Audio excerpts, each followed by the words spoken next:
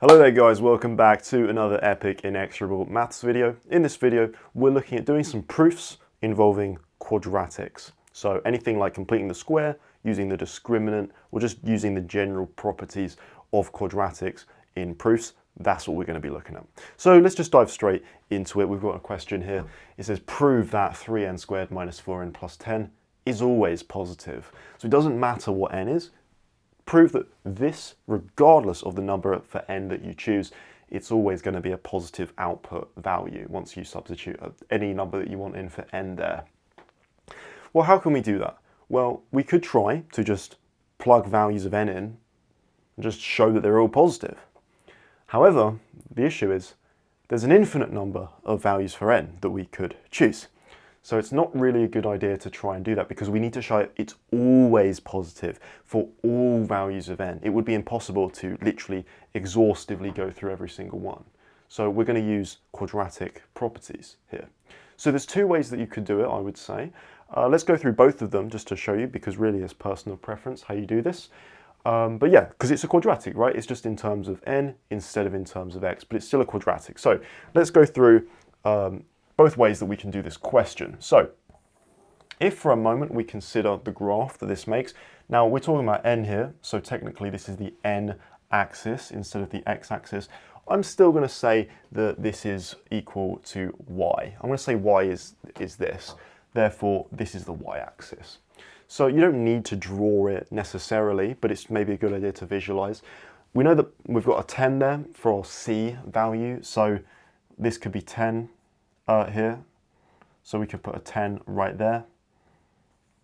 That's awful. Let me try that again.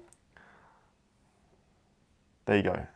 10. So it's going to go through 10, roughly speaking. That's where 10 could be. Now, we don't know any of the roots, but are there roots? That's the question. Well, if this graph is always positive, does it touch the n-axis or the x-axis? No, it doesn't, because if it did touch the n-axis, or if it did go below the n-axis, then there would be points on this graph for which the output value is not positive. But we're proving that it's always positive, so it doesn't have any roots, or at least it shouldn't do. So if we draw this, first of all, we know it's positive. We know it's going to make a U shape because the coefficient in front of the squared term is positive. So it's a 3, so it's going to make a U shape.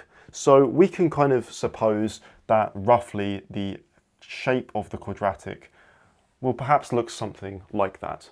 It doesn't touch the n-axis. We know it doesn't. Now, what do you know? If something doesn't touch the x-axis or the n-axis, what does it tell you about the discriminant? Well, if something doesn't have any roots, if a quadratic doesn't, the discriminant is negative. It has to be. So we can take this and we can show that the discriminant is negative. And if we show that, we're done. So our a value is 3, our b value is minus 4, and our c value is positive 10. And we can just chuck this into the discriminant. Remember that the discriminant is b squared minus 4ac. So we can just plug those numbers in. So our discriminant in this question is b squared, which is minus 4 squared, that's positive 16, minus 4 times a, well a is 3, times c, which is 10. So we end up here with 16 minus 4 times 3 times 10 is 120. So minus 120, 16 minus 120, minus 104. Negative number. Because it's negative, there are no roots. So you could just write no roots. Because discriminant is negative, therefore 3n squared minus 4n plus 10 must always be positive for all values of n. Boom, you're done. Now, if you want to do it in a different way, we can do this by completing the square. So what we're going to do here is we're going to complete the square. So I'm going to leave the graph. I'm going to leave it chilling because it's still useful for us. This is a different method now to do the same question. We're going to complete the square here. So we're going to take our 3n squared minus 4n plus 10. And I'm going to factor out, this is still equal to y, mind you. But we're going to factor out a 3 from the 3n squared minus 4n plus 10. So take a 3 out, you get n squared minus 4 over 3, n plus 10 over 3. So I've just factored out the 3. The reason I've done this is because it's quite difficult to complete the square if the coefficient in front of the square term is not the number 1. So now it's the number 1. We're going to ignore the 3 for a second. We're just going to complete the square on this guy. So I'm going to keep the 3 out there. Now just looking at the inside of these square brackets, what's going on? Well, we can complete the square here. So how do you complete the square? Well, you take your n squared term, you just put n. So, you know, you're probably used to doing this with x's, but it's the same thing. You then take the coefficient in front of the b term, the n to the 1 term, and half it. So minus 4/3 halved is 2/3. So minus 2/3. Square the whole thing. Now, if you were to expand this out, you'd get your n squared. You'd get 2 lots of minus 2/3. That makes the minus 4/3 n. And then you'd end up with a plus 4/9. 4/9. You'd end up with a plus 4/9, which you don't want. 4/9 is coming from minus 2/3 squared. So you'd end up with a plus 4/9. So let's take away 4/9 because we don't want it. And then let's add back on our 10/3 because that was already there. So it needs to be added back on. Okay, now what we can do here is we can try to simplify these two. So 4/9, so I'm going to take away my 4/9, and you could just chuck it in on a calculator if you really want, but 10/3, I could of course write that as 30/9 by timesing the top and bottom by 3. So this is equal then to 3, and then I've got my n minus 2/3 squared. Minus 4/9 plus 30/9 would be 26/9. 26 over 9. Okay, lovely. And then we can times everything by 3. So we've got our 3 times n minus 2/3 squared. And then 3 times 26 over 9 is just positive 26 over 3. And that's our y value once again. So I'm just going to come over to this side. We can see here that this is the same as this.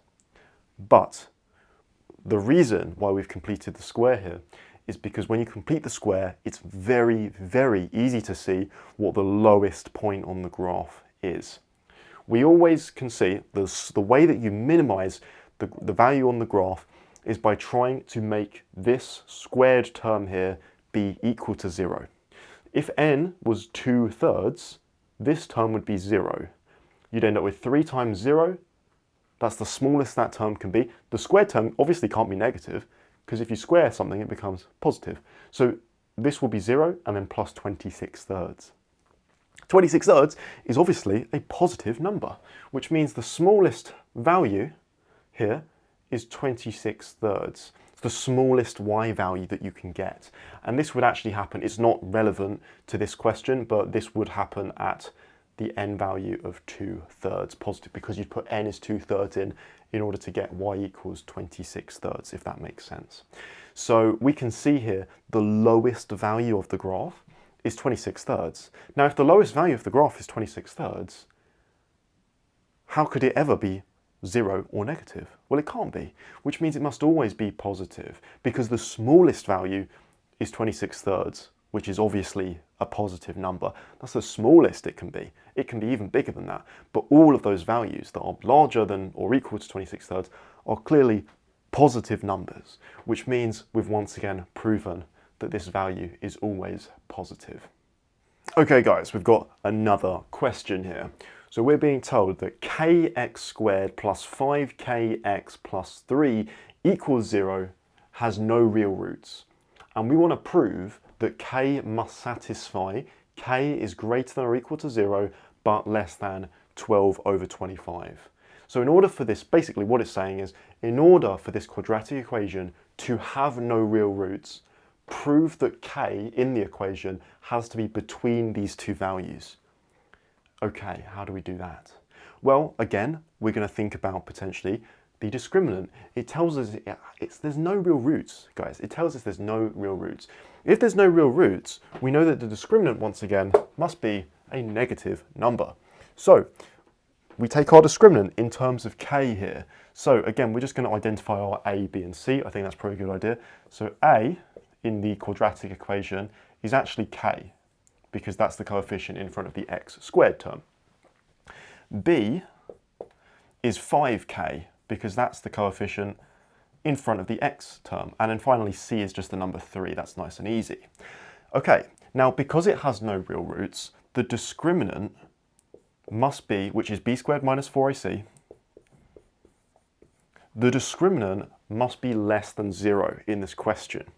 So we're going to get our discriminant, which is going to be b squared, so that's 5k all squared. Be careful with this, because 5k squared is 25k squared. We're going to square the 5 and the k, 25k squared, minus 4 times a, which is k, times c, which is 3. So this must be less than 0, because there's no real roots. So it's less than 0. Okay, hopefully, if we simplify this, we should get something that looks like this, hopefully. So 25k squared minus 4 times 3 times k is minus 12k, less than 0. Now, you have to be careful with these. This is a quadratic inequality. Now, we've looked at these already. They're a little bit rough. So I would always recommend drawing the inequality. So we're not even drawing the original quadratic, which is here. We're actually going to draw the inequality. So we're going to, it doesn't really matter what this axis is called. I'm just going to call this the f of k axis. And this is going to be the k-axis, guys. We're going to have the k-axis just chilling over there. And we want to draw this. So f of k equals 25k squared minus 12k. Because the plus c kind of term is 0, we know that it goes through the origin. We also know that it's positive. So I don't know what the roots are. You know, we'll have to see. I mean, we could even factorize it right now, for example. So we could, just so our graph can be more accurate. So if we factor out a k here, we get k times 25k minus 12 less than 0. So we can see one of our roots is 0, and the other root, if we imagine that this was an equals sign, our other root would be, well, 25k equals 12, k equals 12 fifths, or 20 fifths, sorry. So the other root here would be 12 over 25, so 12 over 25 there. So one of them is 0, one of them is 12 over 25. Now, as to see when it's less than 0, so I'm just going to get rid of this because I don't want to be confusing. Basically, all we've done is we've sketched the graph of this. Well, not yet, but we're about to sketch it. Again, it's a positive a coefficient, which means it makes a U shape. It's smiling, it's happy, it's feeling positive. And it's obviously not a great drawing, but something along the lines of that shape there.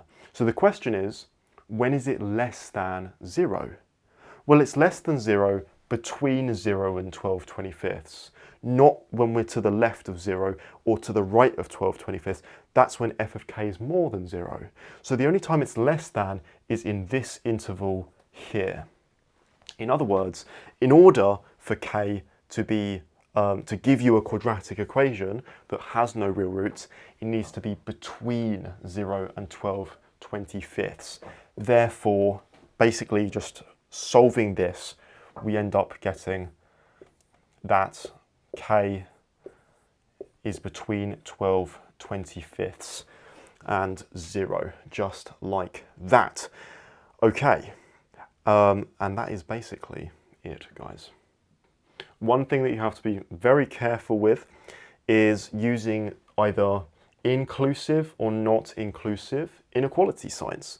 So why does the 0 have an inclusive sign, but why does the one on the end of 12/25 not have that? Why is this just less than 12/25, but k is allowed to be 0? How can that be? Well, if you actually try in the equation k equals 0, you'd end up with 0x squared, so 0, plus 5 times 0x, so that's 0, plus 3 equals 0. Now, is 3 equal to 0, guys? No, of course it's not.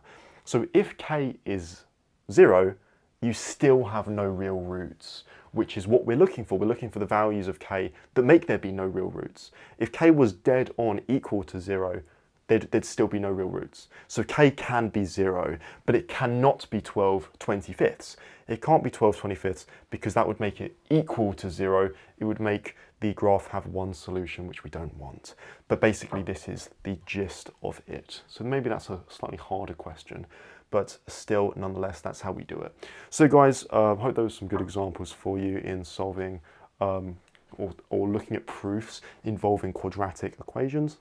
Highly appreciate you guys watching. Leave a like, subscribe, share with your friends and family. Tell them all about how you can use quadratics in proofs. I'll see you in the next video.